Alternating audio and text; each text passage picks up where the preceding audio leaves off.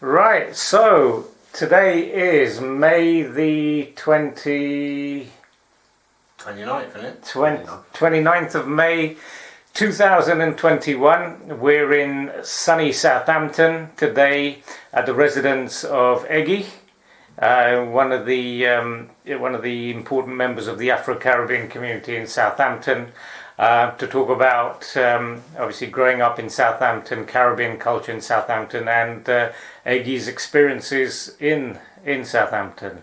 So Eggie, if you want to introduce yourself, please. Thank you very much for your time, by the way. Yeah, sure, no worries. My name is David Gladstone Ellis. Born in Southampton. Yeah. Lived for a time in London, then back in Southampton. I suppose my provisional family home, I would say, would be Clovelly Road. Clovelly Road, yeah. Clovelly Road. Yeah, in fact, the number was 59. So I know it well. I even know the people who are actually living there now, funny enough. But growing up in Southampton was, for me, okay.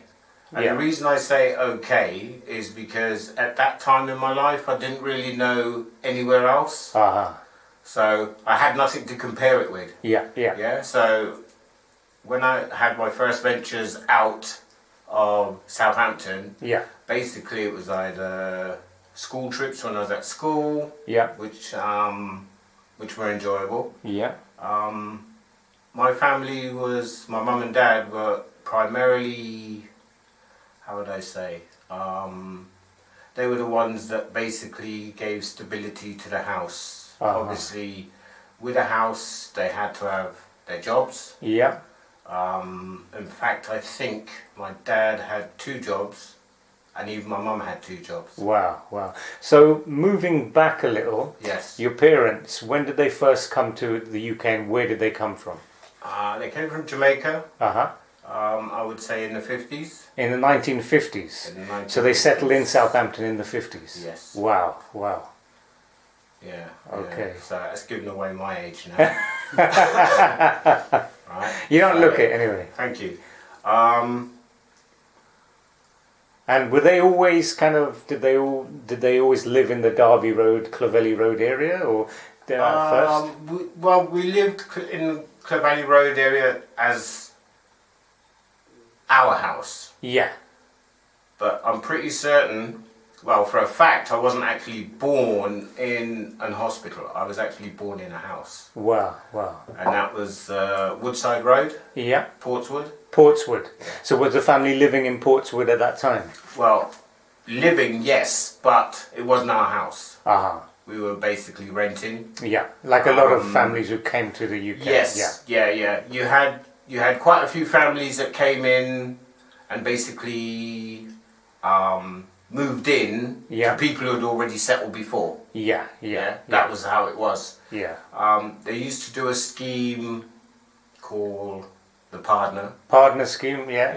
Heard of it. Scheme. Yeah. And obviously through that, because the banking system was not too kind to us Afro-Caribbeans, so we had to set up our own thing. Right. Basically. Yeah. Like a pyramid system. Yeah. And that's how they got their money, saved their money to do whatever they needed to do. Other than that, I made friends quite easily. Yeah. So you were born in the 60s, yeah? I would say that, yes. Okay, cool. And so when did your family move to the Derby Road and Clovelly Road area? When I refer to the area in this interview, we'll call it the Derby Road area because obviously that's what the area is known as. But you've got obviously lots of roads like Clovelly and Oxford and Northumberland. But when did your family actually move to the Derby Road area?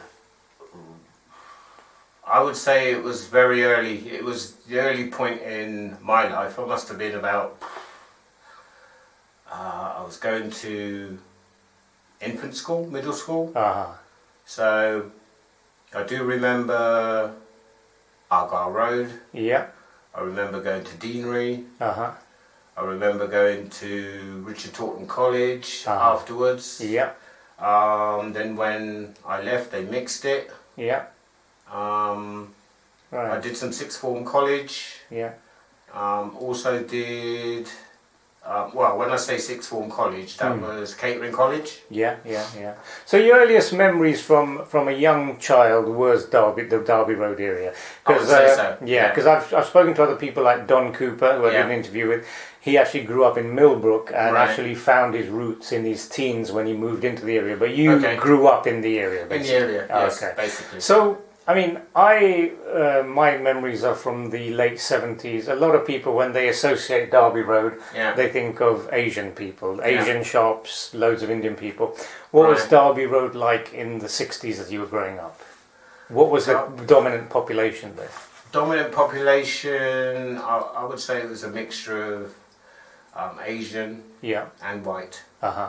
As for Afro-Caribbean, yes, there was nowhere near in numbers in terms of like the Asian population. Yeah. But the only way we got to find each other was obviously because we knew that my mum knew other people in Southampton, just as the other families knew about us. Right. So but also the key thing was we weren't from all one island. Right. We were a mixture of islands, Barbadians, St Vincent, Grenada, so as well as Jamaica. As well as Jamaica. Yes. Yeah. So it was a mixed Caribbean population, but most of the families lived off in the Derby Road area. Is that I would correct? say so. Yeah. So there were a fair number of Caribbean families in the area, but not like with the Asian families where they're living back to back, where some roads were like 60% Asian. Nothing like that. Nothing like that. A fair sprinkling of families on each road. Yeah? Yes. Yeah. Clovelly Road comes up time and time again. Right. Because Macca Foundation, Briggy and Smiley, they grew up in Clovelly Road. Yeah. Vince Gentles, who started his Majesty's Sound, he was from Clovelly Road. Milton Geddes, one of the 60s veterans of the blues and sound system scene, Clovelly Road. Clovelly Road seems to be the reggae capital of Southampton. A lot of. I would think so, but at the same time, I would think it was. The proximity was because I think the houses around the Derby Road area were easy to rent, easy to occupy at that time. Yeah. So it was easy for somebody to say, oh, if you're looking for somewhere, I know somewhere where you can, set up shop and do whatever. So that's basically how that street came along. Then obviously, when there wasn't any spaces on that particular street, you would probably go to Cranberry Avenue, Hartington Road, etc., etc. Yeah, the other roads. Oxford Avenue, all the other roads around it. So in the 60s, as you were growing up, the shops, who owned most of the shops in the Derby Road area? I mean, nowadays you've got like loads of in the Derby Road area, I would say it was more English people. Yeah.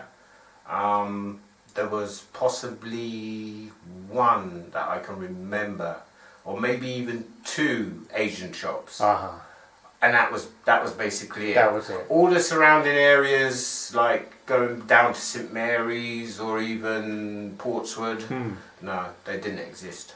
Not at that time. Right. So the focal point for any ethnic food that we needed to get, it was practically on our doorstep. In the Derby Road area. Yeah. Then you had a couple of people that were not from Southampton, but came to Southampton selling food. Caribbean people. Caribbean food. Okay. And you'll probably be surprised, but I remember the McLean family having a food van. Wow. At one stage. McLean family were from Bristol? Yes. Oh, you mean Prince? And Neil, Junior and Joy, Neil. Yes. They were from Bristol. Yes. And they used to sell food in Southampton. Yeah, in a food van. From a food van. That's like yams, green bananas, all that kind of thing. Not necessarily food that you can eat. Yeah, you know, provisions. straight away. Provisions. But yes, yeah.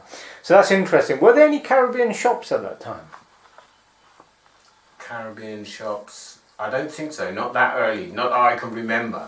But later on, Yeah. yes, They were. a few people gave it a go. Yeah. You know, because obviously they can see the demand for the fact that most of us loved eating, you know, the Caribbean food. Us as English Afro-Caribbeans, we basically were fed on all the food that my mum and dad or their parents used to eat. So we grew accustomed to it, and in fact, in some stages, we still do eat the majority of that now. Yeah. You know. Okay, so as you were growing up, obviously the focus of the Caribbean community was in the Derby Road area. Yes. Sprinkling of families on each road, if you like. You know, you could buy your provisions from there, etc. This was this was before the Caribbean West Indian Club was set up, which was 76. Correct. We're going into the future then. Yeah. But as you were growing up in the Derby Road area, did you experience any racism, or was everyone in the 60s stroke 70s? What was it like in the Derby Road area? I wouldn't say I experienced any particular racism in the Derby Road area. Yeah. Outside the Derby Road area, yes. Yeah. Yeah, that was common. That's obviously when you're growing up a bit as well. Yeah. And you're talking about, well, to be honest, when you're in like junior school, you don't really notice it, even though it might be there. Yeah. But at the same time, as you grow older and you come to secondary age, you're talking about, 14, 15, you start to notice it a lot more. Cool. Yeah. So that tended to make an understanding that we knew the only people to be around was basically our own kind at that point. Yeah, and there was a group of you to stick together. Yeah, there was a group of us because there was enough families for there to be a group of guys to hang around with each other. Yeah. So with the opening of the boys' club over in Graham Road, that was a focal point for most of the youths. Yeah. When did that roughly? Was it in the 60s or 70s? No, I think it was late 60s. Late 60s that opened. So that was like a first focal. Late 60s. Focal group. Then we used to have what we would call our older generation. Yeah. Like my older brother. Yeah. Melton. Yeah. And those guys, they used to go to the club a lot more regular because they even had a gym there. Yeah. So you had people like Leon, Noel Dalgetty going there. You even had rooms upstairs, so you not so much big as like a conference room, but big enough to probably have table tennis up there, or you can have meetings, social gatherings, that kind of thing. And it was easy to hire the place. Yeah. So for like birthdays, wedding receptions, stuff like that, things like that were going on. Yeah, quite frequently. So there was a point where we could gather. Yeah, before the West Indian Club, there was the boys' club. I would say it wasn't the boys' club for like my parents. My parents, they had another thing going on, and that thing was going on with I think the founder of the West Indian Club. Yeah. Who I believe one of them was Don Cooper's father. Yeah, Winston Cooper. Winston. Yeah. There's a couple of other people that were involved. Yeah. But I think they used to have meetings elsewhere, not actually at the West Indian. Not necessarily at the boys' club. The boys' club was more of a youth thing. Right. And it was more of a young man thing. Yeah. So all those that were older than me were actually congregating there as well. Right. And then sooner or later, obviously, they moved on to other things. And ourselves, as well as, not just us, and the local community, because you had a lot of English guys that we had made friends with, and they were welcome there as well. So there was no, it wasn't like it was a private boys' club, even though it's a public place. Yeah. It wasn't like, oh, you can't come in here, because anyone could come in. Cool. And there was no problem with that. But obviously, as well as the boys' club, there was another unofficial scene, shall we say, which was the blues and the Shebeens. The blues and the Shebeens basically bore out of, I would say, uptown. You had your regular top rank, you had your pier, your discotheques, you had your nightclubs in discotheques town, and everything else. One, they didn't play the music that we wanted to hear. Right. That was first and foremost. Secondly, half of them, there was that air of racism. Right. Yeah. You got cool guys going in. Yeah. English guys were a bit put off by the fact that we could go in and light up the place, and the ones that were susceptible were the females. Yeah, which made them jealous at the fact that it was white English females going after black guys. With black guys, yeah. And inevitably you had your skirmishes, you had some serious fights, and those kind of things were regular. And that happened in the 60s, even like your dad's generation. Oh yeah. So that's what started the Shebeens. Yes, yeah. The Shebeens was a place of, it's something we can go to. Yeah. And there was no problem going to it. Yeah. Yeah. But at the same time, it wasn't an exclusive club. It wasn't like black only. Anyone could go. Exactly. It was multicultural. Exactly. And you'd be surprised at some of the people that actually came to the blues. Yeah. We not mentioning any names, but yeah.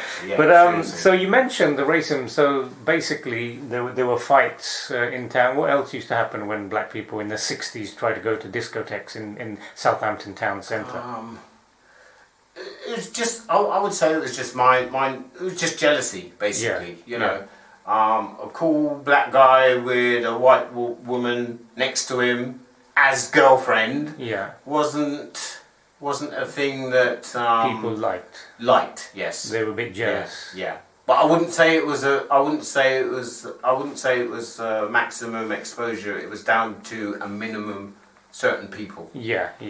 But that caused problems, basically. Always caused problems. So, I mean, people have heard the name blues and Shebeens mentioned. Now, there's going to be a lot of people watching this interview who don't know what a blues and a Shebeen is. Yeah. So, what was a blues and a Shebeen, if you can explain? A blues or Shebeen is now what you guys would call a house party. House party. Yeah. Right. So, basically, it's someone who opens their house. Yeah. Yeah. With the term of making music, so providing music, providing somewhere like a focal point to actually go, chat, meet, and so forth. Yeah. You know, yes, drinks were sold. Yeah. In some cases, well, a lot of the cases, drugs were taken, drugs were smoked, whatever. Weed, marijuana. Weed, marijuana was the main thing. Yeah, you know. People talk about hashish and that kind of thing, and ganja and all sorts. Yeah. That was common. Yeah, but these weren't just like a simple case of I'm opening my house and put a little hi-fi on and invite some people. No. We're talking about serious music equipment. Oh yeah. So if you can explain to us this, we're not the case of I put a CD in the hi-fi and this was to another level. What kind of musical systems did they have in these house parties and blues? The musical systems bore out of homemade. At that time, I would say most of them were homemade speakers. And these had some massive power. Oh yeah, very, very much so.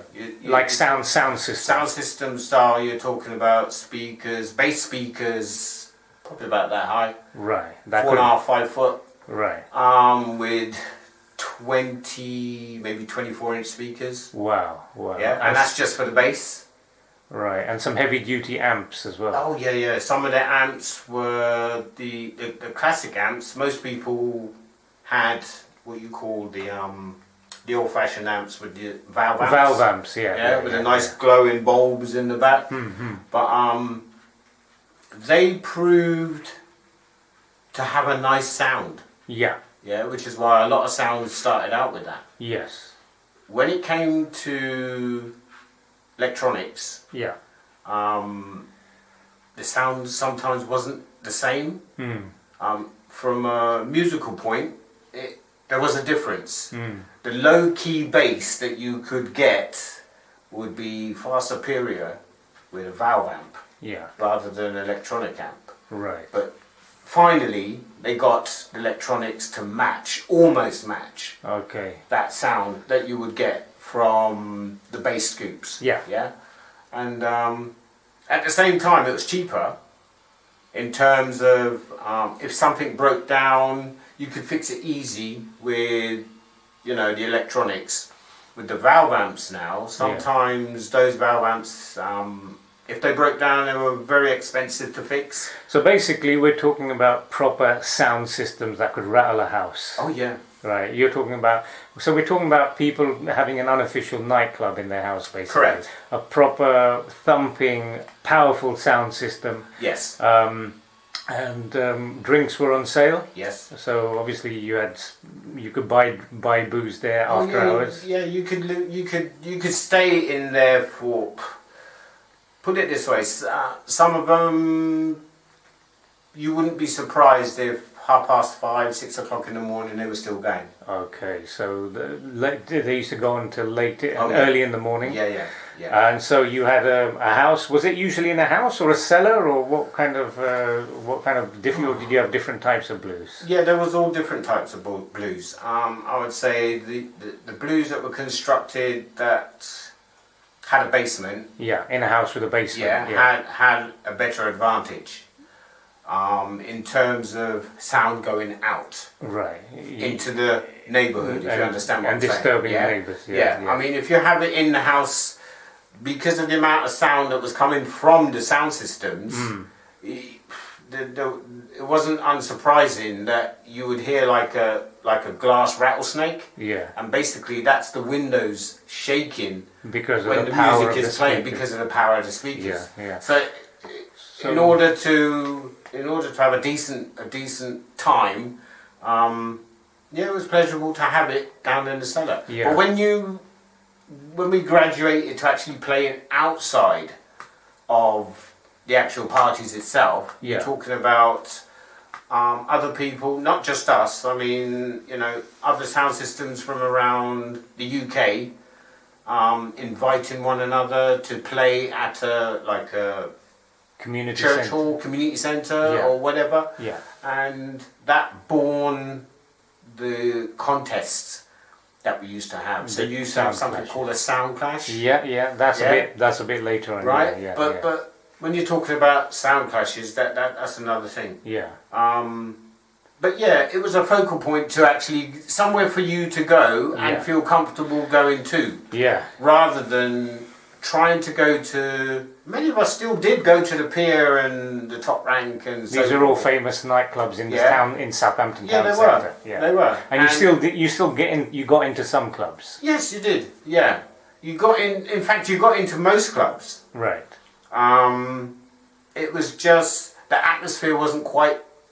Yeah, you were outnumbered, and it was tense. Thank you. Yeah, and basically with that, you either sucked it up, or you said to yourself, "Well, I'll just stay for a couple of hours and then go back my business." Yeah, and that's basically it. So that's how the blues started. These are houses in a cellar, or in the house you had massive sound system like speakers. You could buy food, you could buy drink. Yes. And what music did they play what was the music policy in? I would say the music policy was predominantly black. Now, you might be surprised by how I said it in that sense, and not reggae. It wasn't just reggae. It wasn't just reggae. We had all the the mainstream R&B at that time. Even some of the old 60s ska and blue beat. Blue beats. Yeah. It all started with that. So that's how the blues and Shebeen started. So as you were growing up, you had the blues scene in the Derby Road area, and all these blues and Shebeens were in the Derby Road area. Yes. Various streets. Yeah. You had the boys' club. Yes. Okay. So you were growing up, you obviously wanted to go into town, you experienced what happened in town, so you go to the boys' club or you go to the blues. Mm-hmm. After that, obviously as the youths Afro-Caribbean youths were becoming teenagers and growing Right. up, Yeah. they started forming their own things, bands, sound systems, etc. Yeah. And I understand as you were growing up, Right. obviously you became involved in a few of these things. Oh. Yes, I became involved in, I would say, a band that was born out of... A reggae band. A reggae band that was born out of, I would say, the Boys Club. Right. Because everyone that was in the band provisionally used to go to the Boys Club at some point. Probably with the exception of one or two members, but that doesn't mean that they were strangers. Yeah. You know, because a lot of people actually came into the area, didn't live in the area, and I'm talking about black, Yeah. yeah, didn't live in the area, but came to the area, so that's how we knew them. I see, You know? yeah. And so forth. Yes. And then you would gradually go to like where they live, Yeah. and so forth, and that kind of thing. But at the same time, yes, I was in Ebony Rockers. So the band you first got involved with was called Ebony Rockers. Yeah, correct. What year did they start? Oh God, that was 1970, probably 74, 75, I think. 74, 75. Yeah. Wow, that was just as reggae music was beginning to take off. Well, yeah. I mean, my idol at that time was most of the Jamaican artists. You had Sly and Robbie. Yeah. You had Peter Tosh. You had Bunny Wailer. Yeah. Bob Marley himself. In fact, I was my older brother was a collector.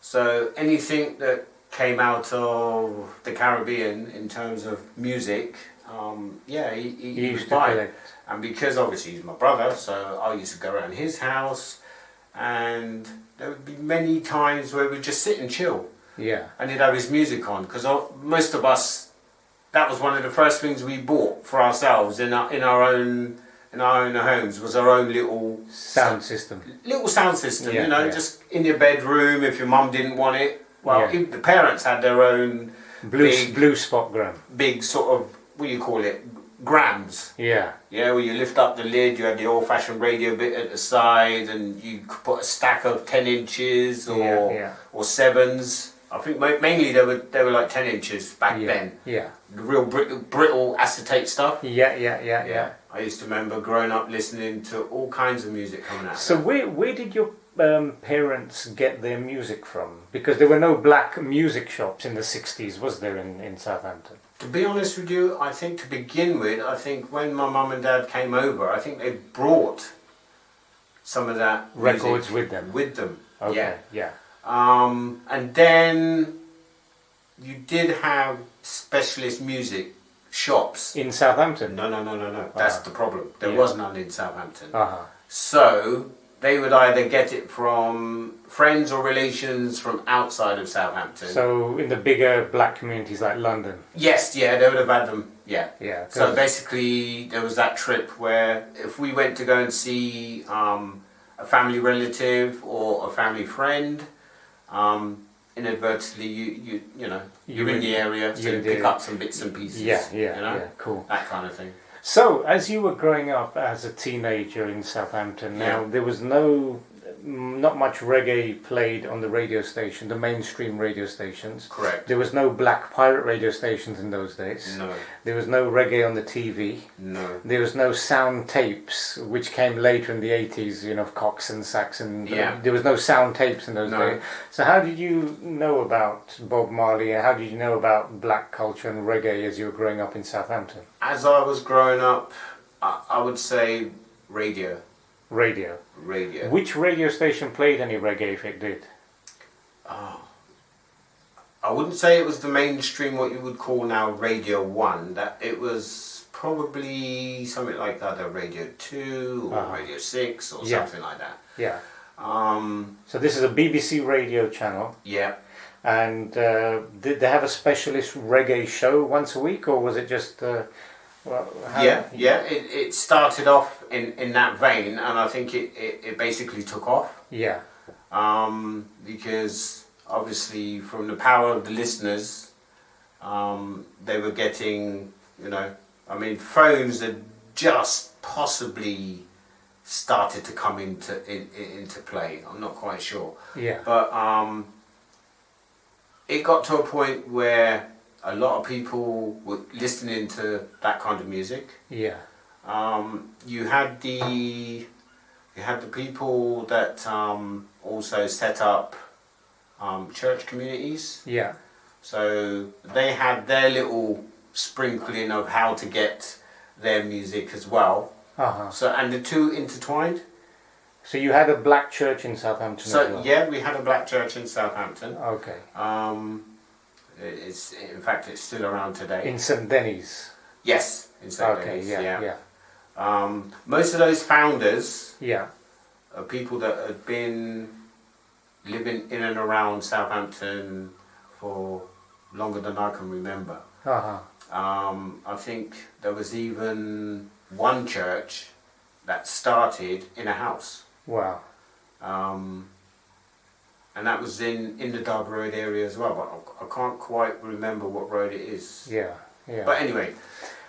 So you heard music on the radio. Radio Yes. 1 played the odd reggae show once a week?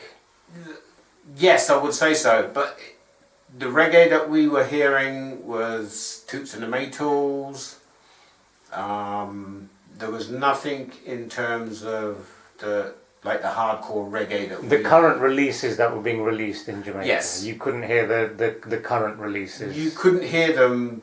I wouldn't say you couldn't hear them instant as they were being done. So you heard music that was months old, basically. Thank you. On Radio 1. Yes. And so you had Radio 1. And sorry, what was the other source for you to keep up to date with Caribbean music in the 70s? In the 70s. You mentioned the church as well. Yeah, the church as well, because basically you had what you would call conventions. Okay, yeah. Where you get a church in, say, London or one of the bigger towns like Bristol, yeah, Birmingham, yeah, etc. So you went to a convention. So they would play music. Even myself, I mean, not for the sake of being religious. Yeah. But at the same time, if your mum and dad were going, yeah, you had no choice. You had to go. You had to go. And whether you liked it or not, you had to go. And they played music there, reggae well, music. Yeah. There was music. There was music played there. But then the advantage also was the fact that once you went out of Southampton, there was more stuff for us outside of Southampton than there was actually in Southampton. Yeah. So that's when it got various people's minds going as to, well, hang on a minute, why can't we bring this situation to Southampton? And having to worry about going there when at the same time none of us, at that time there was a few of us that were driving, few of us had access to vehicles that we could just jump in a car and go. This was the 70s, yeah? Yeah. But then it wasn't our age group. It was the older age group, like my older brother and their friends, Melton Geddes and that kind of people, those. Yeah. So they had the scope of going elsewhere. Yeah. And listening to reggae music. Right. So basically it's either Radio 1 in the 70s or BBC Radio or going out of town and hearing the music. Yeah. So that's obviously what kept you up to date to an extent with the reggae music, and obviously those ideas filtered in, and then you wanted to start something in People wanted to start something in Southampton. Correct.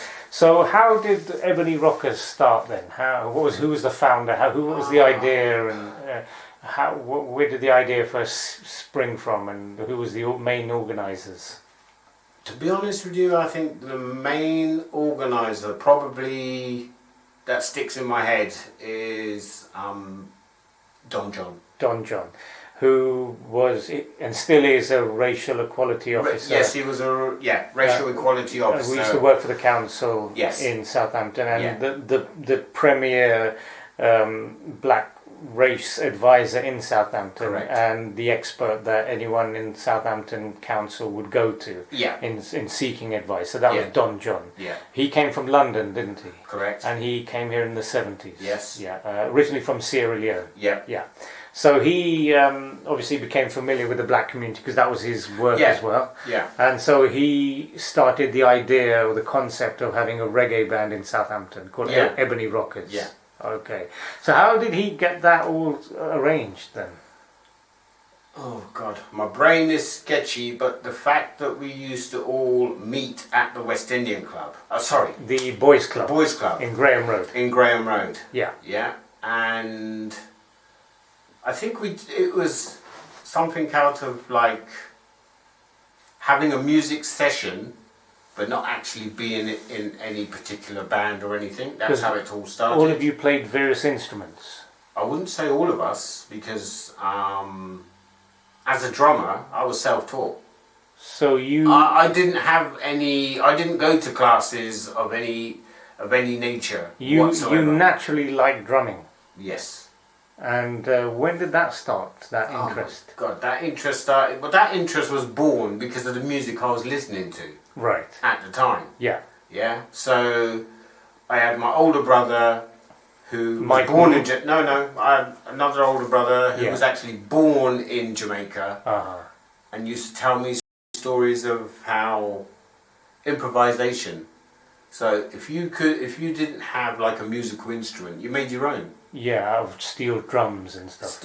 You'd be surprised. My brother made I don't know, I wouldn't call it a guitar, but he made some sort of string instrument out of a sardine tin. Wow. Yeah, put strings on it and so forth, and said he could play it. Yeah. You know, and there's other people that used to make when you've got like bongos. Yeah. Bongo drums. Bongo drums. Yeah. Yeah, you could make them. Wow. No problem whatsoever. So music was always one thing that was always in the house. With us in the house. No matter where you lived, you got through the week, the day, the hours through music. Right. And you love the drums. Oh yeah. So what did you used to improvise with when you first wanted to play drums? Did you try to make your own kind of drum kit? I mean, this drum kit we can see here. This is your original kind of. This is your Ebony Rockers drum kit. No. That's long gone. Okay. That's long gone. It was Pearl Classic, but the original drums didn't exactly belong to me. Right. We had an Asian guy who had a drum kit. That was actually what's his name? We used to call him Jelly. Jelly. Yeah, he was part of the original Ebony Rockers to begin with. Okay, so there was an Asian member. So there was an Asian member in the reggae band Ebony Rockers. Okay, yeah. And at that time, I was percussionist. Right. So you're talking about tambourines, you're talking about maracas, shakers. Wouldn't even say congas, because we've got congas in the new band I'm in, but obviously little bongos that were on stands. Yeah. So I was, and where I learnt I taught myself. Yeah. So I easily fitted in the band as such. As someone who could play an instrument. Yeah. Then, I'm not exactly sure how it transpired, but I think it was born out of either gatherings for like just rehearsing, just playing. Yeah. And then somebody asked me if I could show Jiggy how to play a particular sound that was popular. Yeah. And I basically just got on the drum kit and done this lick.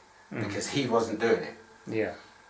And everyone noticed that, well, yeah, that sounded really good. Yeah. So I backed off and said, come on, Jiggy, sorry, Yeah. go and do your thing. Yeah. So it came to a point that we started rehearsing as a group. The main singer-songwriter was possibly Ivan. Yeah, I was going to ask you who were the other members of the band. Yeah. Ivan Delamore. Ivan Delamore. Yeah. Bing Lewis. Yeah. We had Neville Virgin. Yeah. We had Bev Royal. Mhm. Oh God, Jenny Simmons. Yeah. Scratch. Versal, yeah. Versal is funny because Versal was around, but then he wasn't around, and then he came back again. Okay. Yeah, that's how Versal came into it. Yeah. But Versal wasn't directly into it until a couple of months, maybe even a year later. But we had George David. Yeah. Who is Craig David's father? Craig David's father. Yeah. International pop, musical. Exactly. And Craig used to come to our practice sessions. Craig David. Yeah. Down in a basement where Don John lived. That's where we used to rehearse. Okay. We actually in a basement, and we could be there. Well, most of us wasn't working. Yeah. So we could while our way practicing. You had the eloquent few that were lucky enough that had jobs. So obviously things revolved around them. Yeah. Yeah. And mainly that was like Ivan, Bing. Yeah. They had some form of jobs at that time. I was unemployed, which, to be honest with you, didn't really bother me. It just means I had more time to do my music and whatever else came to mind. Yeah. And so that's how my life progressed until I basically said to myself, well, I think I need to do something else, not just the band.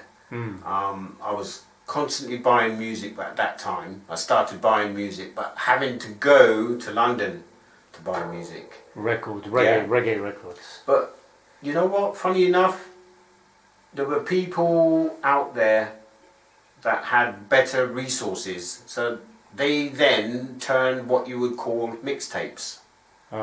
Yeah. So a lot of my early music was buying mixtapes, rather than getting the actual 12 inches itself. Why spend all that money on the mute records, which used to cost a few pounds each? Yeah. When you can get 90 minutes of music on a tape. Exactly. And then you started to say to yourself, right, now that you know what kind of music everyone else is listening to or trying to listen to, then you're saying to yourself, how do I put this out?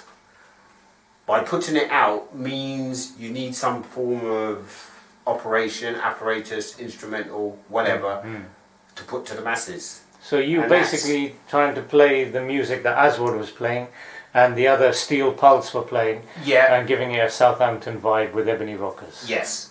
But at the same time, the band we were different. I mean, we were very different.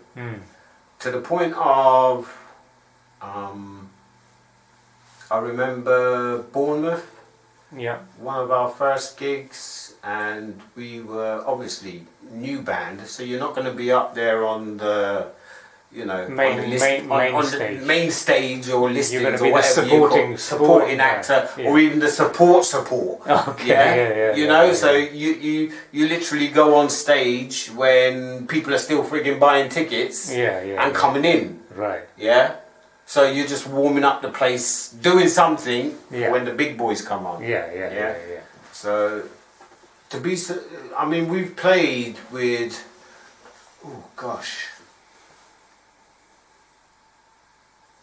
I have to think now. So you play with some big names. Some very big names. So obviously you started off small, but who was getting you all these gigs and getting you that exposure?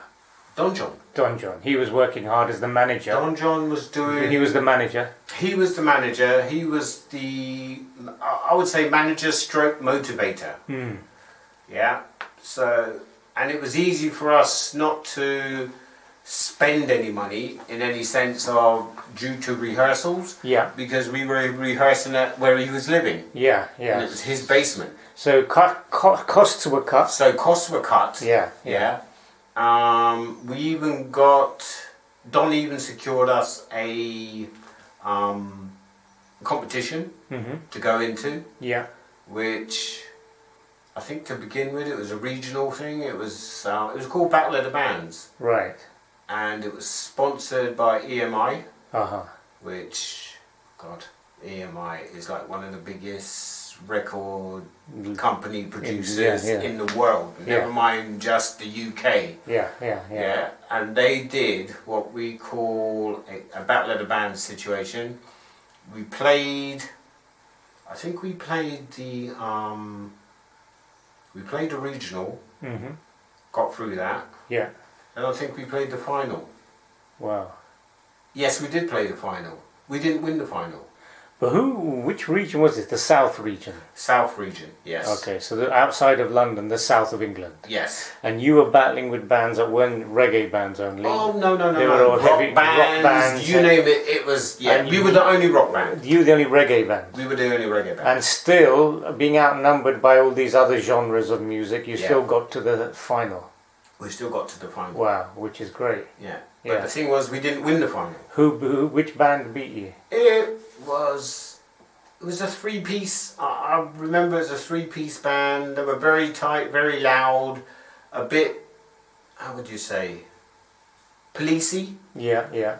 Sort of like the police. Like the police, the police style sound and style. Yeah. That kind of thing. The bass was more like a treble bass. Yeah. You know, and they won it. They won it. Okay. They won it. Yeah. But you had 4 judges. Yeah, that were obviously at the foot of the stage. Yeah, and I think where was the final? The final was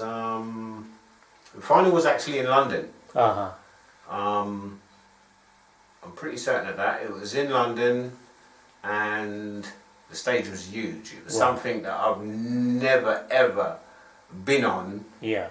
Musically, I mean, drama and stuff like that. Yeah. You know, with the school, that's a different thing. But this musically.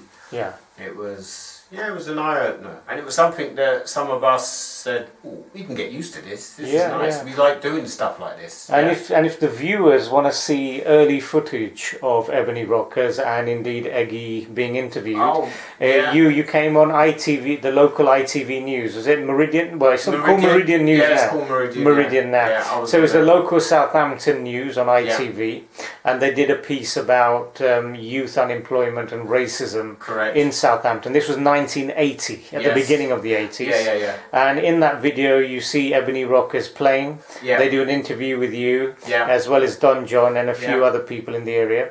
And if you want to watch that video, you can watch it on the YouTube channel called Derby Road Southampton. Yeah. If you go on Derby Road Southampton, you can see the Ebony Rockers news report. And you can see Eggie, a very young-looking Eggie, with his dreadlocks at that time. Oh yeah, dreadlocks. Yeah. Talking about his life, and you can see Ebony Rockers. Yeah. So you did some TV interviews as well. Oh yeah. And I think there's another clip of Ebony Rockers in the beginning of the 80s playing at the Harlequin. Correct. Yeah. So you were filmed by the TV companies. Yes. For news reports, etc. Yeah. And those things are online. I think you can see the Harlequin performance on Don John's BHM South YouTube channel. But some early footage of Ebony Rockers is in existence. Oh yeah. Yeah. So that's good. So how far did you get with Ebony Rockers then? How far did we get? There was never really. You won a record deal, I heard. Well, the record deal was born out of the Battle of the Bands competition. Right, so even though you didn't win. Even though we didn't win, so I can continue to point out that there was a particular guy, judge, Yeah. in the judging panel Yeah. liked something about us, something of how we played, how we did our bits and pieces. Yeah. No disrespect to my cousin Rosemary Jones. She was in the band as well. She was backing singer. Yeah. And probably, you know, with the band, looking how it looked, a bit of eye candy, so to speak. Yeah. Like I said, no disrespect to Yeah. Rose. Yeah. And they basically said, you know what? I think we can do something with you guys. Wow. But we didn't know about it straight away. It was more like a week after, when we was having one of our usual jam sessions down in the basement, and Don would come in and say, got some good news for you guys. This particular judge, he liked what you were doing, blah blah blah, boom boom boom. So we're going to basically formulate some form of contract. And we were like gobsmacked. A record deal. A record deal. And what was the company? EMI. EMI. It was EMI. Wow. So EMI. Ebony Rockers, Southampton's first and only reggae band at the time, got a record deal with EMI. Yes. Wow. And this was... You know, people on their books like Cliff Richard and all those kind of things. Even when you walked into the actual building, I think it was Manchester Square. If I remember rightly, that's the name. Yeah, I don't know why that stays in my head, but it's Manchester Square, I think it was. Yeah. And the first day we actually went in to do some recording, because obviously I think the song that we did in the competition, the judge liked so much that we actually went to EMI Studios in London and recorded it. Wow. And what was the name of that track? And that track was, oh God, My Life. My Life. Yeah. Okay. I'm sure it was. I don't think that's the title, but I think it was My Life. And what year was this when you got that record deal? Was this the late 70s or was it 1980? Probably, I would say probably the late 70s. Late 1970s. Yeah. Okay. So you got that deal with EMI. Yeah, but at the same time, even before that, we as a band actually promoted ourselves, or tried to promote ourselves, and actually brought out a single, an independent single, ourselves. Wow, so you released a record as well? We released a record, yeah, and it sold quite well in Southampton. Yeah. In fact, we used to have St Mary's Street, used to have Henry's Records. Henry's Records, on St Mary's Street, and independent record shop. Yeah, they used to do what you call a chart. Yeah. From like what they used to sell, so that's how the chart was, not like the national top of the pop charts, yeah. And we were number one for, I don't know, a number of weeks. Wow. And we kept the Beatles at bay at number 2. Wow. You know, probably in the archives of the newspapers, you could probably get a cutting of that now. Yeah, it exists. Wow. It exists. So, Ebony Rockers went on to big things. Record deal with EMI. Yeah. So what happened after the record deal then? How far did that? I mean, what did they do? Did they get an album out of you, or? No. The album was always about to be happening, or was going to happen. Yeah. But it never really took off. Because after we had that marriage with the judge, liking us and being from EMI and etc., I think it's on two sides that certain things weren't quite right. Like there was a question about not the sound, but the type of music we were playing. So they weren't ready for a reggae band? I don't think so. Even though at the time they were captivated by your performance, Yes. that particular judge, Yes. you got signed, you got a record deal on paper, it was fully signed. Yes. They hesitated afterwards. Yeah. Which was strange because we were getting, I would say, not being big-headed, but we were getting more popular than the accomplished Aswad. Right. And what was the other? There's another. Who was going around at the time? Steel Eddie Pulse. Grant, Steel Pulse. Steel Pulse, Yeah. from Birmingham. From Birmingham. We've actually played on stage with all of them. Wow. Yeah. But the EMI kind of like backed out. Yeah, and then there was an agreement to quash the contract. So not even a single was released under EMI. Yeah, we did get a single. We did get a single released. A single was released. A single was released. Uh-huh. What was the name of that? Stepping Out. Stepping Out. Yeah. Okay. So there was an EMI single that was released Yes. called Stepping Out by Ebony Rockers. Yeah. Okay. Stepping Out, and the other side I think was Human Jungle. Human Jungle. Yeah. Okay, yeah. And the two songs both feature in what you would call the programs for Meridian and so forth. Okay, so watch. You can catch these programs on the YouTube channel Derby Road Southampton and Don John's BHM South. Yeah. Which is, I think, short for Black History Month. That's it. South. Yeah.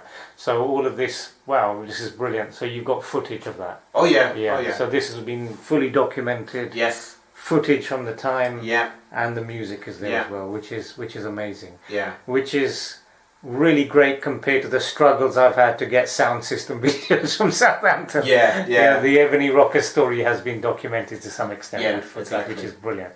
Yeah. So how long did you carry on with Ebony Rockers after that? Ebony Rockers carried on for quite a while. It sort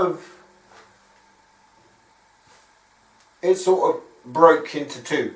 Right. You had hardcore members like myself. Yeah. Scratch. Yeah. Willie White. Yeah, Willie White, yeah. And then there was the introduction of Elvis. Elvis, yeah. Williams. Elvis Williams. Yeah. Yeah. So Neville came out of it altogether. Neville Virgin. Yeah. Yeah. Once we sort of split, that was it. He was done. Okay. Yeah. He was done. George David. Same thing. He was done. Okay. Yeah. Yeah. Then you had Ivan Delamore, the main singer-songwriter for the band itself. Yeah. He created his, I would say, soul, pop, funk band. Yeah. And that's how he started his thing. What was his band called? Oh God.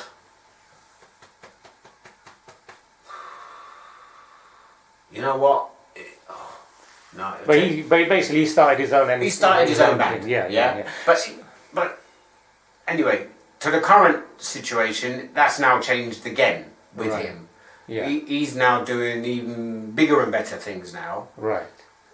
He's basically what we would call he's Stevie Wonder tribute band. Wow. And they call themselves the Wonder Band. Yeah. They are very good. Wow. They are absolutely stonking good. I've seen them live several times. Yeah. And if you shut your eyes, you can actually think that it's Stevie Wonder in the room that's actually singing. Wow. I don't know how Ivan does it. Yeah. But the changes in the notes for each song that he plays is to a point of how he would have done it. Yeah. It's mind blowing. Wow. If you've never seen the act, you need to go and see the act. Definitely. Yeah. One of his popular points, the Concord Club. Yeah. Plays there quite regular. In Southampton. In Southampton, he's played at the Brook. Yeah. In fact, they still play at the Brook. Yeah. But these are like once a month gigs. But they're exclusive. But yeah, you need to go. Right. See one. So big things happened. So when did you mentioned the split between a few of the members and then the rest of the members? Yes. When did that split happen in the 80s? I would say the 80s. Well, mid 80s or just even just early 80s? Would you say? I would say early 80s. Early 80s. Yeah. So the band was around from around 74, 75ish to the early 80s. Yes. Okay. And during your time, you played gigs. Where else did you play gigs? Oh my God, we played everywhere. Everywhere. Everywhere, up and down. I mean, we played as far as Birmingham. Wow. Along the south coast, we were known much more south coast in London. Sorry, and Portsmouth had, oh God, I think they had a club called the Locarno. Yeah. Beachfront Club, if I remember rightly. I think we played there once. But the main place was, I think it was one of the biggest theatres on, oh God, Southsea. I know it was Southsea, and I know. But basically, you were big. Close to the beach. You were big around the south coast. Yeah. Because we were playing, we were supporting bands like Eastwood and Saint. Yeah, Clint Eastwood and Saint, the reggae duo. Yeah. The Dub Poet. Yeah. Linton Kwesi Johnson from London. Yeah. We supported Clash. The Clash. The actual Clash. Clash rock group. Yeah. Because we did a lot of what you call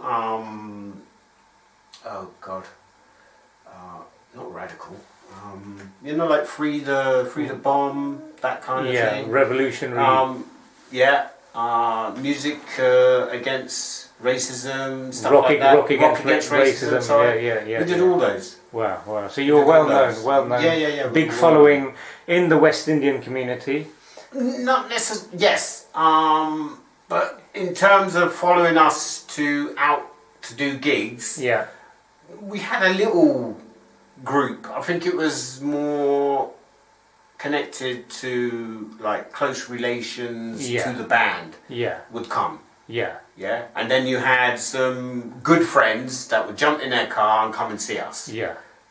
But it wasn't an explosion. It wasn't like the masses. Yeah. Unless we played actually in Southampton. Then everyone would turn up on that. Yeah. Different thing. We never had I don't think we ever had a poor gig in Southampton. Wow. We've had full gigs everywhere we played in Southampton. Brilliant. So those were the Ebony Rockers days. And Ebony, you still played in Ebony Rockers after the split? I played in Ebony Rockers up until when it split, until I got basically disillusioned with the fact of the main singer-songwriter then was Versal. Yeah. Sometimes with somebody doing something like that, it's a privilege to know that one of your friends is actually coming up with these songs. Yeah. But I had a personal battle with him. Yeah. It's almost like from how the band was to how the band had become. In terms of how we rehearsed and everything else and so forth, it was almost listen to me, rather than what can we. It wasn't a group consensus. Yes, it didn't come across like a group consensus. Democracy. Yes, it came across like this is how it's going to be. Do as I say, or. Yeah. And I'm not a very confrontational person. Right. But if the right button is pushed, beware. Okay. Yeah. I've not had many skirmishes in my life, and the ones that I've had, I wouldn't even really like to talk about. Of course. Okay. Yeah. But at the same time, I left the band then. Okay. To do other things. Yeah. So those other things were where I am now. Yeah. This band, Doris and the Dots. Okay. Yeah. Let's have a look at that. Yeah. Right, Doris and the Dots. Mm-hmm. I've been with them before the demise of Ebony Rockers. Right. So technically, I was in two bands rather than just one then it ends, then I'll move over. Yeah, yeah, yeah.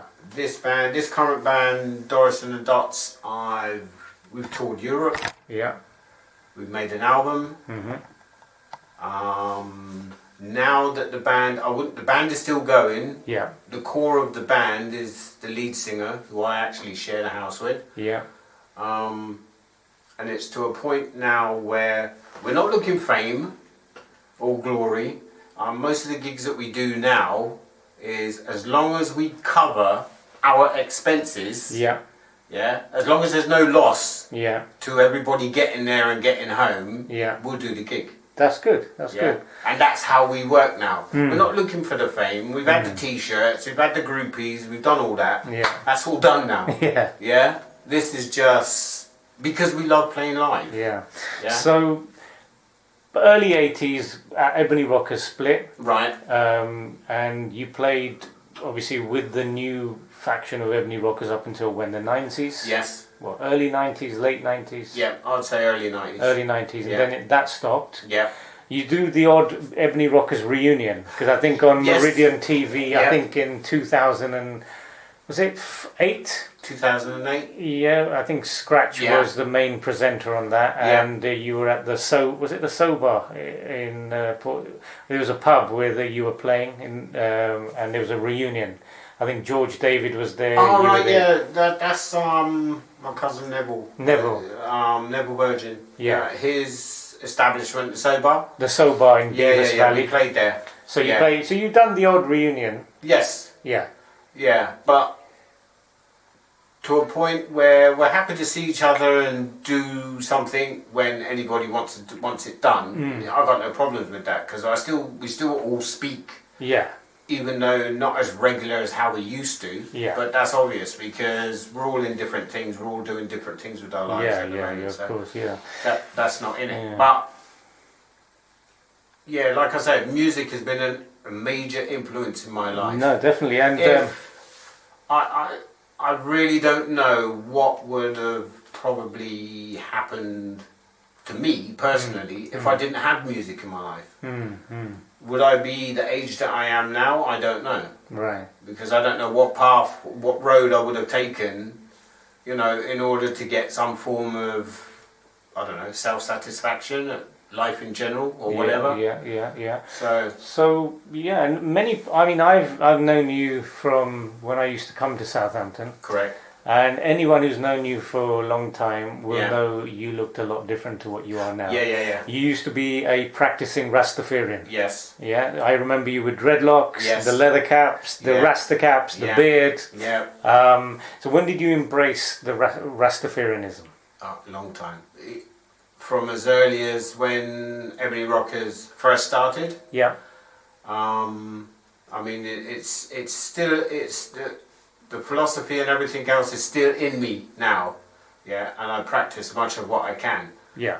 But the loss of the Yeah. hair went when my dad passed away. Oh, I see.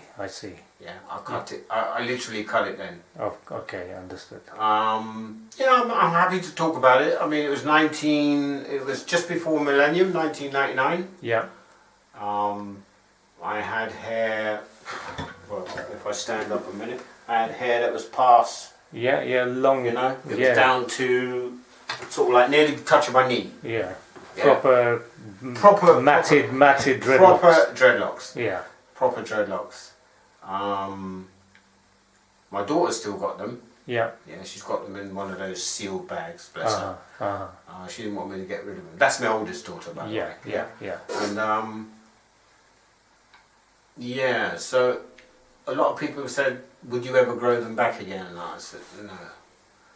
I said, because at the end of the day, in my heart, I'm still a Rasta man.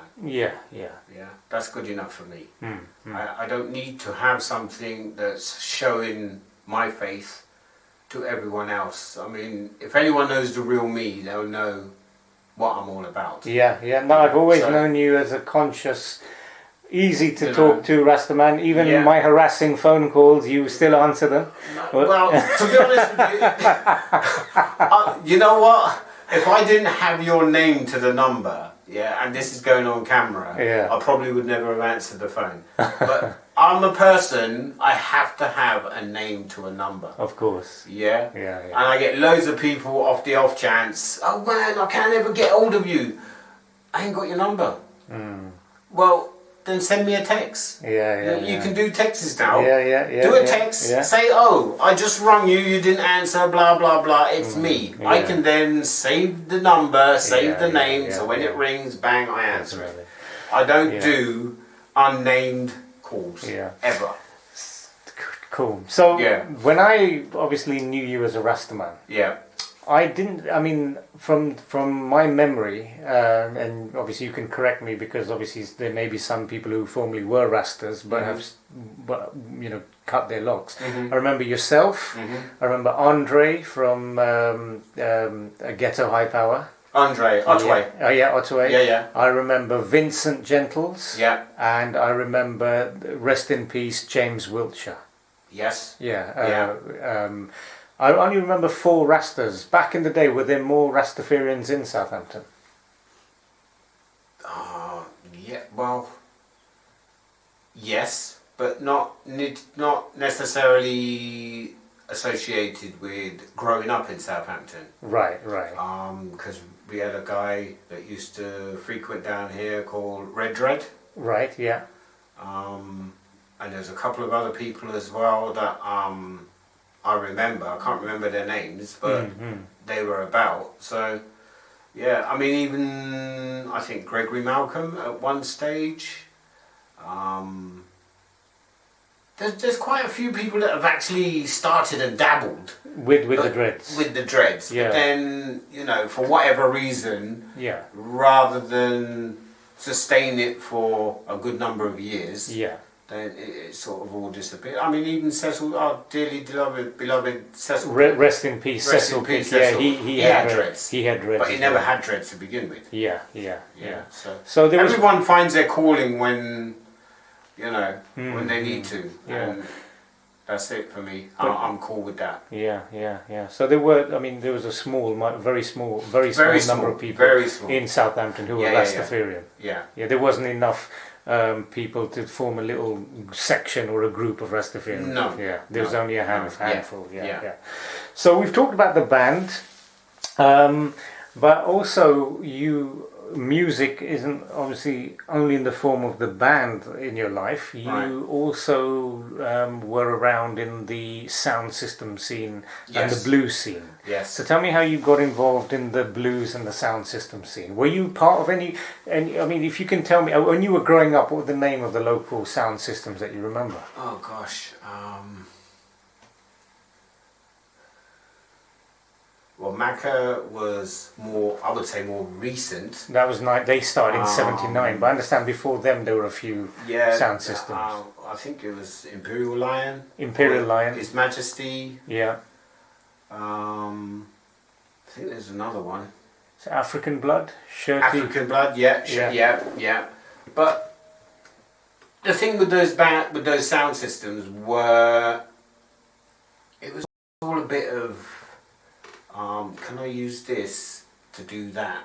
And will you let me have this? And because there was no 3 definitive sound systems in Southampton. Right. I would like to think there was. Yeah. But there was a point where, and this is only because of economics. Yeah. Yeah, I mean, none of us had, money growing out of our ears, so you couldn't do what you really wanted to do. Yeah. Plus, you would have had to find some place like storage to actually store this kind of, like in a garage or whatever. Yeah. Because obviously the speakers that we had in mind to use, and the majority of them were self-built. Yeah. Yeah. So you talked about speakers that were 4.5, 5 foot in height. Yeah. And that's just the bass speaker. And that's the size of a fridge, basically. Like pretty much so. Yeah. And it will kick out some volume with the 20-inch, 24-inch bass speaker. One single bass. Yeah. Most of the guys found a way to actually channel that sound so it's bigger.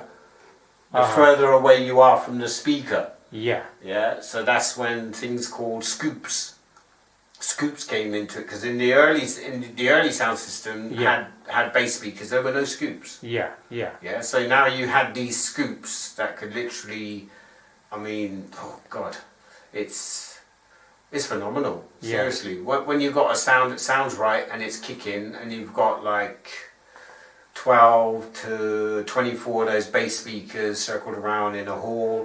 Then you put your mids on, then you put your tweeters. Yeah. The sound that you get, I think, personally, the reason why it's played so loud, I would say it's because you're trying to get that live sound from what you're playing. So the music is so loud, volume-wise, so you can hear everything on that track, literally. Yeah. If you play a certain level, you're going to miss certain things. Yes, you'll hear the music, and yes, you'll hear the volume. You hear the vocals. But if you've got it up to a really sustained volume, that you can hear everything. Right. Literally, and that changes the music. It gives a better vibe. So those three sound systems, they never had their established sound system equipment in a lockup, which was theirs. They were borrowing or hiring. Hiring or borrowing. Not like Macca Foundation, which started in 79. They've got their own equipment, which is in a lockup. Yes. It's theirs. Yes. These sounds, they had to borrow equipment for the night. Yes. So who started Imperial Line? Who was in Imperial Line? Oh, God. And they started in the 70s, did they? Before 79. Yeah.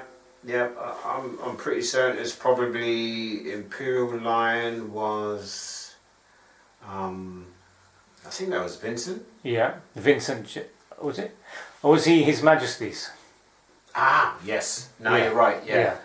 Imperial probably started with, I would say, down at Ricky Fife's mum's place. Yeah.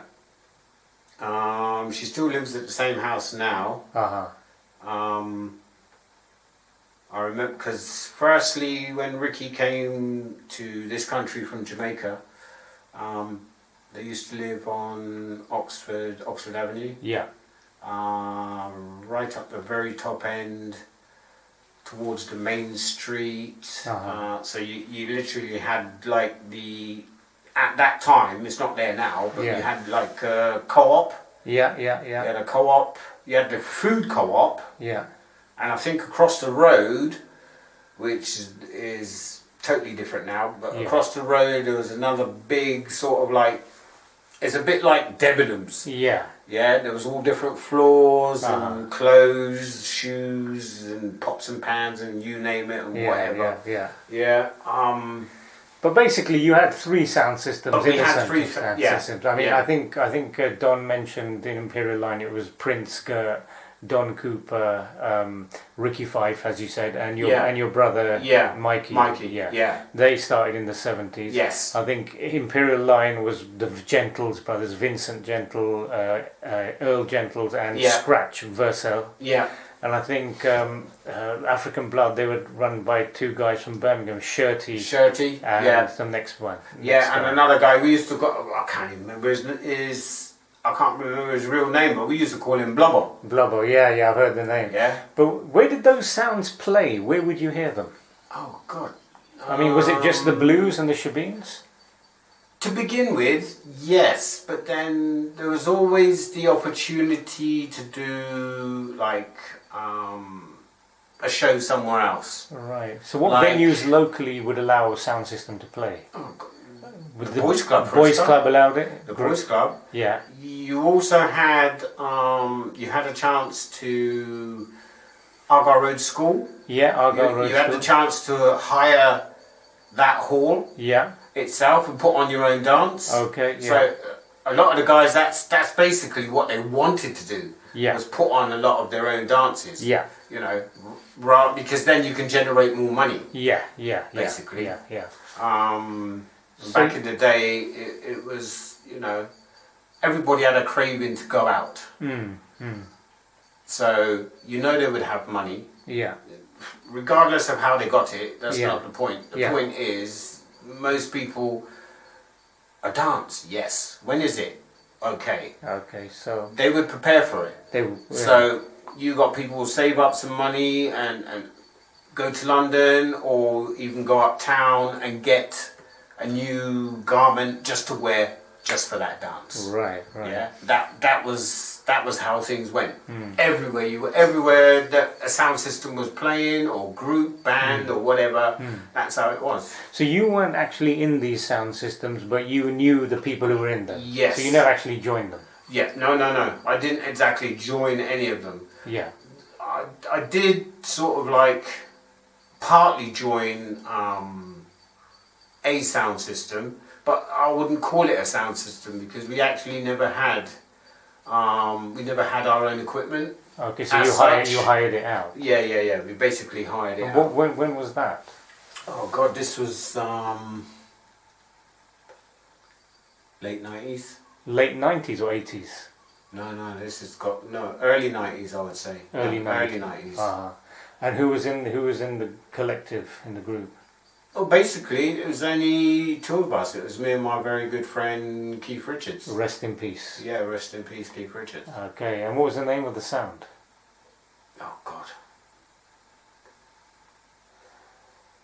I can't remember the name of our own sound. But you dabbled. It'll come to me. But you basically started a sound system, hiring out PA equipment or speakers and stuff. Yeah, well, basically the thing was we found it more economical because the point of having a bass with a load of stuff didn't really suit us. Yeah. Because at that same time, one, you'd have to spend money just having it there doing nothing. Yeah. Because it wasn't like the sound was playing or guaranteed to play like once a month or even once a week. Yeah. Yeah. So the economics didn't stand there. Yeah. So basically it was a lot easier for us to control ourselves with concentrate on getting all the music, buying all the music, establishing a point where we could get what we call specials. Yeah. Dub plates specials. Dub plates. Most of the people will know them as dub plates. Yeah, customized where you get a very popular international star. Yeah. Who would voice over a song for you and mention your sound system in the lyrics. And you know, these things were being done from as long as I can remember. Yeah, and they would cost in fact, hundreds. they're still being done now. Yeah. But the king of dub plates, I would say, would have to be at this moment in time. Macca, in Southampton. Yeah, but then they had a lot of help. They had a lot of help. A lot of help in the way of contacts. Yeah. And how to get and what to get. Yeah. So your sound system lasted how long? A year? Probably didn't last that long. Yeah, but it was just you played every now and then, and you'd hire out the equipment. Yeah. But so you weren't part of any of these sound systems, but you knew them. Yes. You'd hear them in the blues. You'd hear them at various venues. Yes. Yeah. But I understand you were heavily involved as a DJ, playing in the blues as a DJ. Is that correct? Yes. I would basically say I probably was a resident at a famous blues. Liebert's Blues in St Albans Road. Yeah. Opposite the Northumberland pub. That's it. Yeah. Okay. Yeah. So that was a blues that was going on from what, the 60s or the 70s? I'd say from the 70s. From the 70s onwards. Yeah. And what was the setup? Was it in the house or a cellar? Yeah, it was in a cellar, basically. It was in a cellar. Yeah. And when did you start being the resident DJ at Liebert's Blues? I'm not sure how it all fell. I mean, I was good friends with Liebert and the majority of his children. Yeah. So we got on very well. Yeah, Liebert, rest in peace, because he passed away, didn't he? But Liebert, he knew my talents anyway. Because of before I actually started playing with Liebert, I was doing other things for other people. Right. At that time. which was possibly little bits and pieces at Gloria's. DJing at Gloria's. DJing at Gloria's. Gloria's, which is another blues, Shebeen on Buller Street. Yeah, and then DJing for Glennis Brown. Glennis Brown's blues. Yeah. Yeah. Henry Grosset. In his blues. In his blues, which in fact was on the same street that I'm on now. Right. And Alfred Street. Yeah. Yeah. Yeah. And it's something that I love doing, and it was something that I basically wanted to do because I just could see the actual enjoyment that everyone had by coming to this establishment and enjoying themselves until wee hours in the morning. Yeah. You know, I mean, sometimes you're bumping into the milkman as you're leaving the premises, or if you're broke, you might just walk into somebody's doorway and grab their milk and have a drink on the way home. Yeah, yeah. You know, sometimes the old papers, the old morning papers will be all stacked up for the newspapers to be delivered or gone into the shop. We used to cut the straps and grab ourselves a newspaper and go home. You know, that's part and parcel of youth. That's what we used to do. It wasn't, you know. So you were a private DJ who had his own collection of music. You weren't in a sound system. No. People would call you as a private DJ. Yes. And so you must have collected records. Where did you used to buy your records from? Oh, God. Buying my records, I would say 90% of them was either out of town. Yeah. The other 10%, it just started the, what do you call it? Not internet, but some sort of, like catalogue. Catalogues, yeah. Yeah, so music catalogues. So you were basically a private DJ from the 70s onwards. Yeah. So how often did you used to go out of town to buy, and where did you used to go out of town to buy your music? Oh, Reading. Yeah. London. Yeah. Bristol. Yeah. Because predominantly those were the places that would always have the music before us. So you used to go to black record shops in those bigger towns? Yeah. Primarily you didn't have anyone down here in Southampton that you could go and buy your records. Right. You had Henry's Records in St Mary's, but it had few and very, very small amount of reggae there to begin with. When you had what you call what's the record label? Greensleeves. Yeah. When Greensleeves started, basically you could get all those kind of stuff almost freely. Yeah. Some of the shops in town, like HMV, and who else used to sell records in town? There was two places. I know one was HMV, but you're guaranteed you could go in. But that was in the latter stages. That's in the latter stages. But in the 70s, in the 70s, you couldn't buy anything. In so which shops in the 70s and the 80s did you used to go to? Any particular shops you remember going to buy your records in London and places? Oh God, Brixton was Greensleeve Records, Brixton. Yeah. And there was another place that Keith used to take me to in London. Peckham, okay. right? Yeah. And basically, but then also my brother from a young age had basically left Southampton, and he left Southampton in the 70s. Yeah. And he was living in London. Right. My mum at that time possibly was already gone back to London. Yeah. So the majority of my relatives were in London, in the bigger cities. So you had links to the bigger cities, and you could buy your music from there. Okay. So tell me about Liebert, because you were the resident in Liebert. Right. Any interesting stories about Liebert and the setup in there? And well, the setup was, I would say it was in two parts. So you had two cellars down? You had two rooms. No, it was one cellar, but you had two rooms. But the two, it was how you would call modern day open plan. Yeah. Yeah, so you can see the brickwork at the side to tell you that obviously that's one room and that was another. Yeah. But you could walk straight through. Okay. You needed it because at the end of the day, Jesus, I don't know how many people would even think about going to a Shebeen.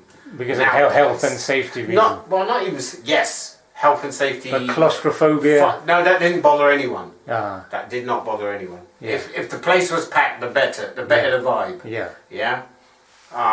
Plus also the amount of people that was in, it soaked up the bass anyway. Yeah. So that wasn't a problem. Yeah. You had you had one room which had the bar. Yeah. And over to directly opposite the bar in one corner. Yeah. Like that. Like the same size as where my drums are now. Yeah.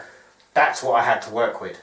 Right. It was that tiny. Yeah. Yeah. But I had a gate. Yeah. That I could lock. Yeah. So nobody could come in. Yeah. And the way my decks were sorted. Yeah. I mean, you could have a fight the other side of it, and it wouldn't disturb my records. Right. Yeah. Because it was literally bomb-proof. Bomb-proof. Okay. Yeah. Basically. So what sound system did they have in there? Because you needed the sound. There wasn't. I wouldn't say it was a sound system. I would say it was a collection of speakers that Liebert had bought. Okay. And through myself. Yeah.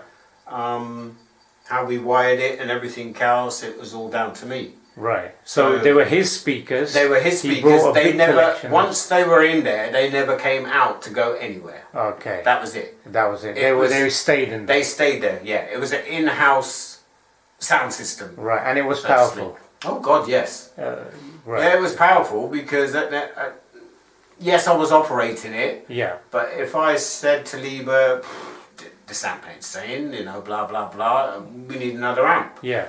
And obviously you would say, well, if we need one, you go and get it. He would give you the money. It'll give me the money and the freedom to build the sound up itself. Wow. So I had, if I didn't like the record deck, I'd tell him, I said, listen, this record deck's shit. Yeah. Pardon my pun, but I need a new one. Yeah. Yeah, and so everything was left to me. Okay, so you had an in-house system in there. Yeah. You had control over the sound system. Right. You had your own record collection. Yes.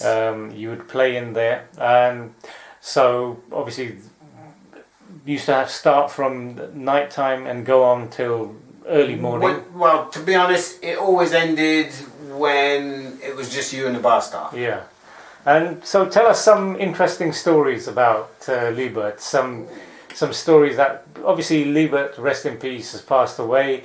The Liebert's blues no longer exists. Yeah. But as a resident of Liebert, you Yeah. probably have some memorable memories from that blues. Yeah.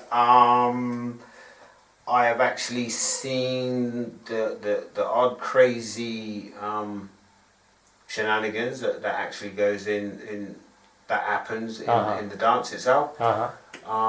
One that really sticks in my mind is not that I'm anti-gay. Yeah. But this particular person one night approached what he assumed was a woman. Yeah. And in all sense and purposes, I mean, I was playing the records, so I didn't have a close view of who this particular person was. Mm-hmm. But from the back and from what I could see, it looked like a woman. Yeah. Now, you had little corners in the blues that obviously because of the little short lamp I used to have on my DJ, then you had the bar lit up. There was all little corners that were dark. If you wanted to, you could have a nice good grope with a female. You could be intimate with someone in the corner of a and something obviously transpired. I have no idea what, and then I just heard a few very loud Caribbean swear words. Yeah. And all of a sudden it was almost like all hell broke loose in one corner. I couldn't see what was going on. Yeah. So I sort of come out of my booth, and all I heard was people saying things like "take the fucker out, take the fucker out." You know what I mean? Yeah. Not shoot the fucker, but basically take him outside. Yeah. Because he's no longer welcome. Yeah. And secondly, he would be brown bread if he stayed there any longer. Yeah. So a case of mistaken identity caused a bit of a thing. No, I wouldn't say it was. It was deliberate on the victim's part. Put it that way. Yeah. There was no reason for him to do what he did. Yeah.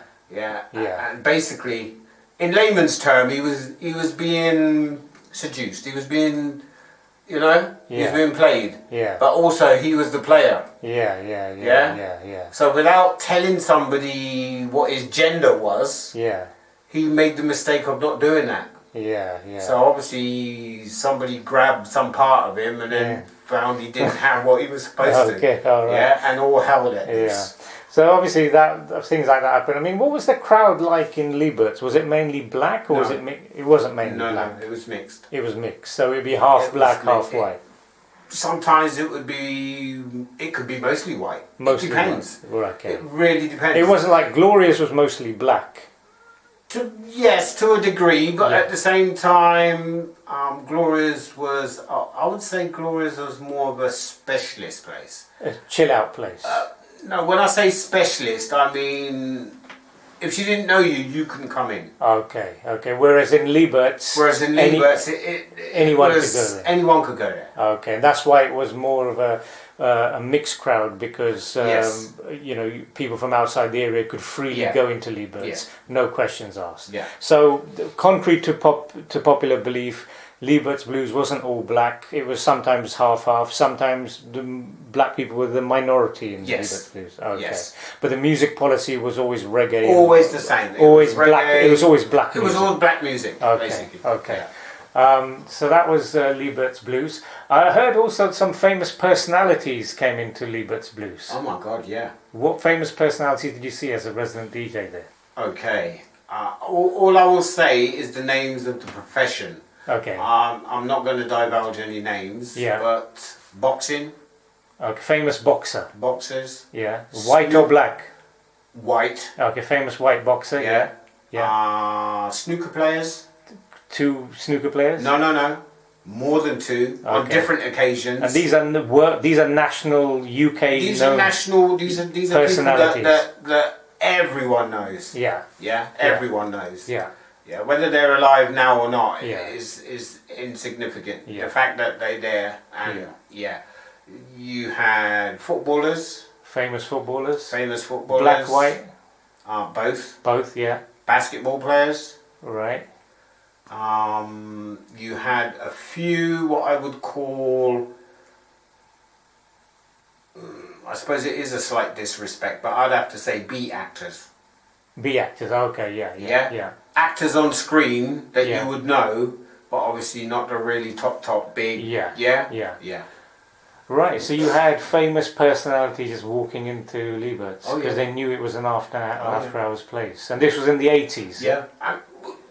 The thing is, most of these people that came to Southampton, ultimately, the way things were time-wise, like Uptown, was you had a shut-off time.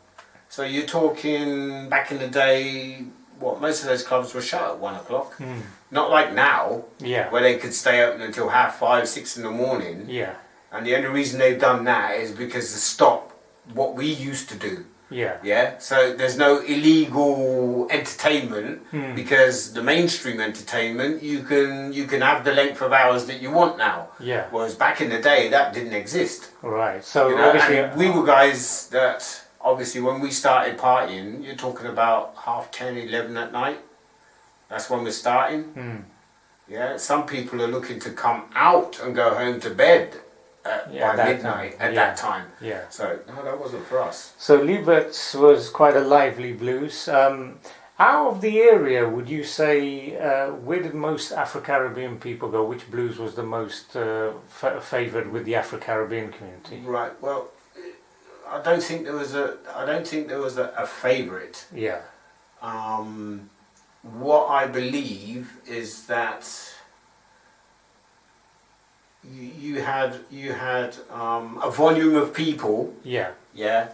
And it's almost like Woolworths and Marks and Spence and Debenhams. Right. Yeah? Yeah. They're all there for you. Yeah. Yeah. But at the same time, you can pick and choose which one you want to go to. Yeah. And that's how it was. Okay, so people just used to go to whichever one.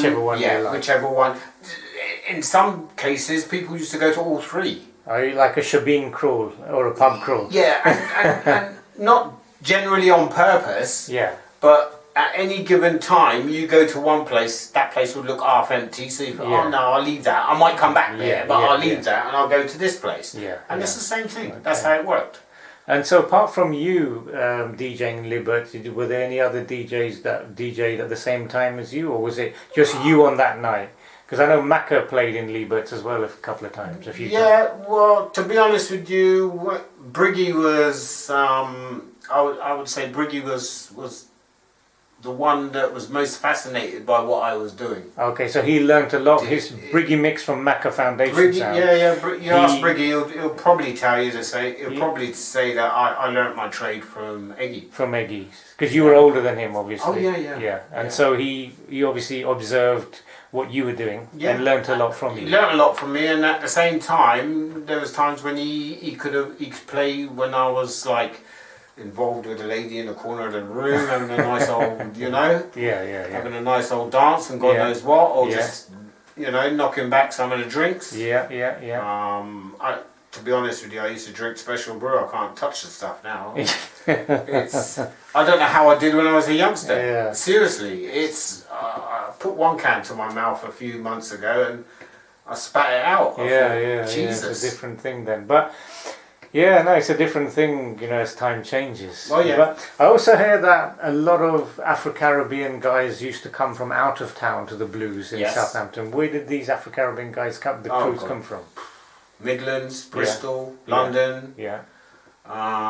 What attracted them to the Southampton Shebeen scene? I don't know. That's a difficult one for me to say. Other than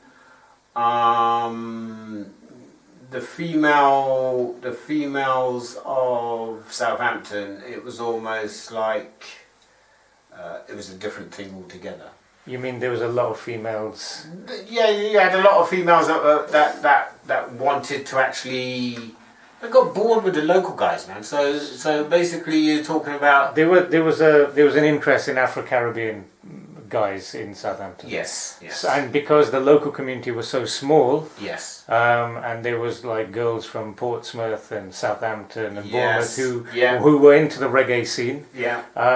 These guys from out of town knew that there were women in the South Coast who were into West Indian culture, and so that drew them to want to like find people on the South Coast. Because it was a place where you could meet somebody.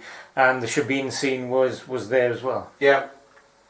Plus you got the network of people from Southampton during those times travelling and going out to Bristol, London, etc., making friends. And then they would First thing they say is, oh, where are you from? Oh, I'm from Southampton, blah, blah, blah. Then, we have a little thing going on at such and such so when you're in town, come down. So they used to come down. Yeah, that's basically how it is. Were most of the guys from Bristol, or were they mostly from London? What were the majority of the guys? I'd say it's a mix. A mix. It's a mix because when I say people from Bristol, the majority of them had relations in Southampton anyway. Okay, yeah. So it's the same with London. Some of them had relations with some people in Southampton. Yeah. So until they get that calling, then they're quite happy staying in London and doing their thing. Yeah, but unless somebody goes up and says, oh, you fancy coming down? It's my birthday next week, or blah, blah, blah. And the introduction, that's how it starts. Yeah. Then they see that this place is a lot more laid back, and not sort of like, because London is very confrontational sometimes. You can drift in certain areas and get involved in fights. And get involved in stuff that has nothing to do with you, but you're just in the wrong place at the wrong time. Whereas Southampton was. Whereas Southampton, it was. You didn't have to watch your back. You didn't have to watch your back as such. So that's obviously the blues and Shebeens. And when did Liebert's blues close? Because obviously, rest in peace, Liebert passed away. Was it in the 90s or? Yeah. Right. It literally, I think, it was running right up until possibly his demise, his death. Yeah. So I think that's when it stopped. That's when it all stopped, and that's when the Shebeen scene, after Gloria passed away as well. Yeah. The Shebeen scene closed, and also obviously the West Indian Club opened in '76. Did a lot of the young guys go there when it opened, or? To begin with, no. Okay. What was the reason for that? Because it opened in '76 when obviously people were teenagers. Well, was it a music policy in there that put the young generation off, or was it the thought of, God, I want to go out raving, I don't want to see my dad there and my mum there, or was it that kind of scenario? No, the weird thing about it is, yes, you had parents there, right? But I would say it was only a selected few. That were regulars. Yeah. If you had like a particular event that was happening, that would bring out the majority dance. Of the old. If someone was holding a dance. Of the old people. But in general terms, you always had the regulars, what you would call regulars. Yeah. And these people were either associated with the club, or they purposely made it that's their place where they're going to go if they want to go for an evening out. Okay. Rather than going uptown, they'd rather come to the West Indian Club. Yeah. So word came about that because of the music, you still had your mixed English and Asian used to come in. Yeah. There was no problem with that whatsoever. No problem whatsoever. Yeah. You know, the actual drinks were pretty cheap. Yeah. So what you could spend on a night out at the West Indian Club would save you loads of money, rather than going uptown. And what was the music like in there? What were the local... the music was, it had Caribbean, you know, the usual reggae and stuff, but it was everything. It was everything. And who were the DJs there? Oh God, there was a selection of DJs. You had, what's his name? Oh God. Night Rider. Yes, Night Rider. You also had Mr. Cato. Yeah, Mr. Cato. Yeah. But as youngsters who were like into the hardcore reggae, did the they never ever played that. They never played that. No. So the only one who touched anything near it would probably be Night Rider. Okay, so is that one of the reasons why a lot of the time people of your generation never used to go to the West Indian Club if you really wanted to hear music, or did you just go anyway because it was local? Well, yeah, 2 points to that. Yes, we used to go just because it was local. Yeah.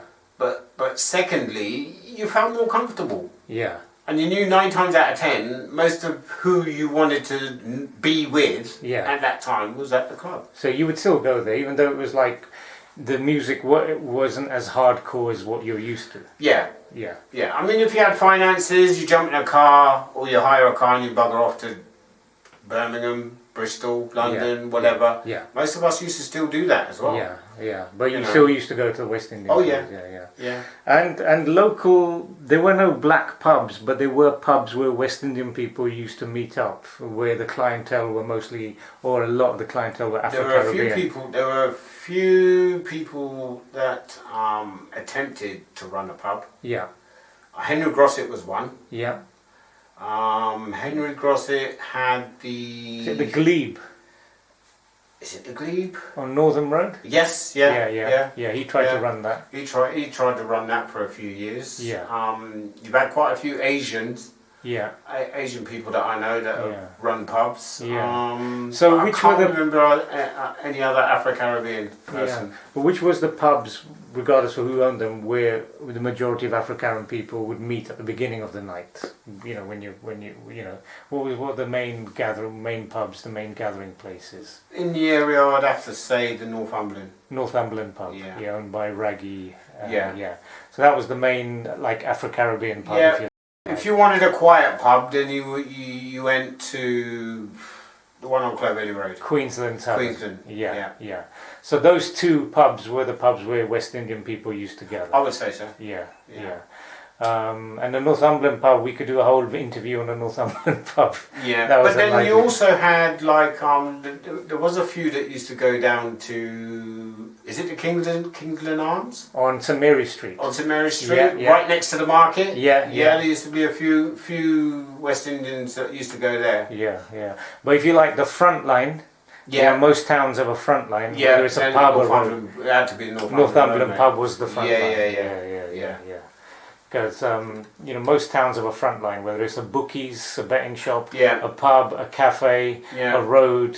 Southampton's front line was the Northumberland pub.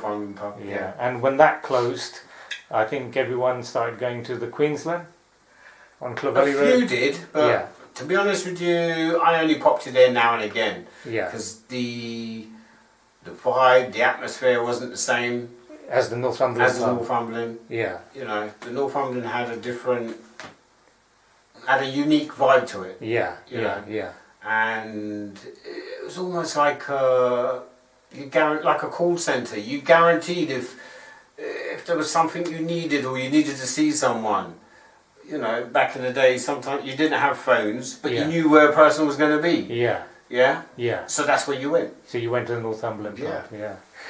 So you had your blues and your shebeens back in the day. You had your pubs where Afro-Caribbean people used to meet, the Northumberland and the Queensland on Clovelly Road, Northumberland Arms on Northumberland Avenue.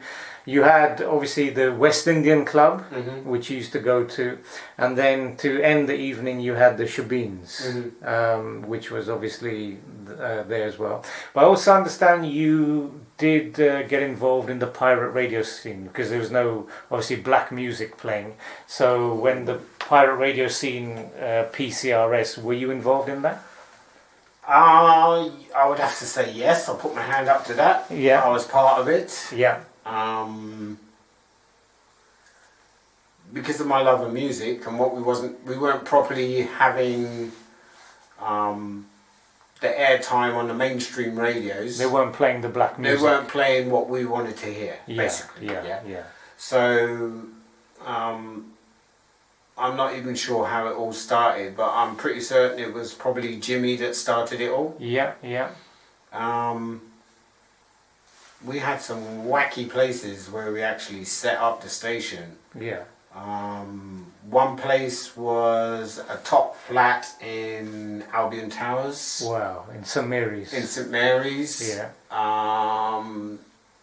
We even aired from Weston, Woolston. Yeah.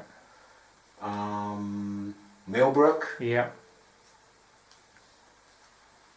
Loads of places. So basically, you broadcast, and we got raided by the DTI. Were you in there at the time, or were you luckily not there? No, I was. You were? Yeah, myself and Briggy. Right. And I can remember going out live. You can hear them using sledgehammers. Yeah. To get through the door. Yeah. While we were on air. Well, which location was this? That was in Millbrook. Millbrook, right. So they... Basically what it was funny enough, this gentleman who I shared this house with. Yeah. Tony had what you would call a rehearsal room. Yeah. So bands could come in and rehearse. Yeah. And because there were various rooms, yeah, there were like studio rooms. Yeah. So you had like two doors. Yeah. So you had one door to open, then you had another door to open to get in, Yeah. and then you could shut that door, and you could shut the other door from the inside. Yeah. Yeah. Primarily, they're not really supposed to have locks, because at the end of the day, Yeah. it's all about equipment, fire hazard, and etc. Yeah. Most people didn't leave their stuff there, Yeah. so you could afford not to put locks on the doors because there's Yeah. nothing in the building. Yeah. Yeah. And yeah, we was playing one afternoon, and yeah, I just heard bang, bang, bang, bang, bang. Yeah. And then the DJ who was playing at the time, I think it was Briggy, Yeah. was saying, what's his name? Chuck. Yeah. Chuck was playing as well. Yeah. Chuck was playing as well, I remember Yeah, that now. yeah, Yeah, yeah, Chuck yeah. was playing as well, and he said, "Oh man, they're coming in, man, they're trying to come in." And he's saying this all live on radio. While you're on radio. Yeah. Yeah. And yeah, it was, yeah. Wow. So those are the days. So as we're wrapping up the video today, Yeah. thank you for your time. What would your message be to the community and to people watching this video? What's your message, your legacy and your message to the people?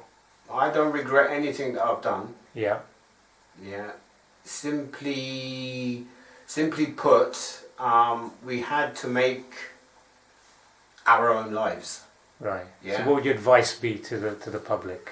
My advice to the public is, it's a little different now, because things are not how they were then as Yeah. they are now. Yeah. There are a lot more opportunities out there now. Yeah. The racism is still there, Yeah. don't get me wrong. The Yeah. racism and stuff is still there, but you can bypass that. Yeah. That's not a problem. So struggle, and the more you struggle. The struggle still exists, but not as bad as what it was. Yeah. There's a lot more opportunities out there, and there's a lot more opportunities for people to actually do things for themselves. Yeah. Yeah, whereas back in my day, there was no chance. Yeah. Yeah. Right. Well, so yeah, make the most of it. Yeah, exactly. That's where it stopped. Brilliant. Okay. Well, Eggie, thank you very much indeed. Yeah, thank you, mate. for your time, Thank and I'll let you know when this is online. But Yeah, yeah. thank you very much for your time and your memories. Mm.